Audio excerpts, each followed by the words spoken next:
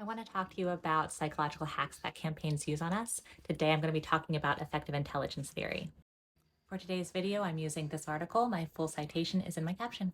So, effective intelligence theory is about how we react and respond to our environment when we feel safe and familiar versus when a threat comes up. So, think about this as like when you're driving home, if it's a familiar route, you can do it without even thinking about it. You can rely on your patterns, right? But if someone cuts you off, or maybe you unexpectedly take a wrong turn, suddenly that anxiety produces you to be hyper aware and take in as much information as possible to alleviate this threat.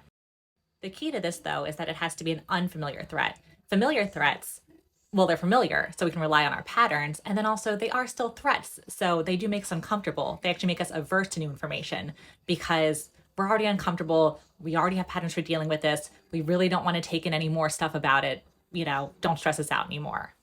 Trump's 2016 campaign is a really good example of this because he was the underdog candidate and he came up with a new threat at a time when our threat was kind of still terrorism, right? So suddenly we were all paying attention to his campaign, whether we liked it or not.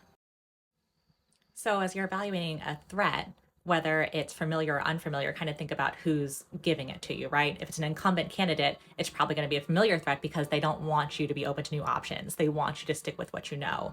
Versus if it's a challenging candidate, you're going to try and see them use some new threats to try and grab your attention, make you more open to new information.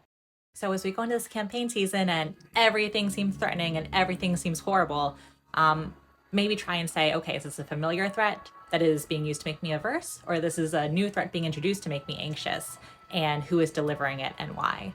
Anyway, good luck out there. Happy voting.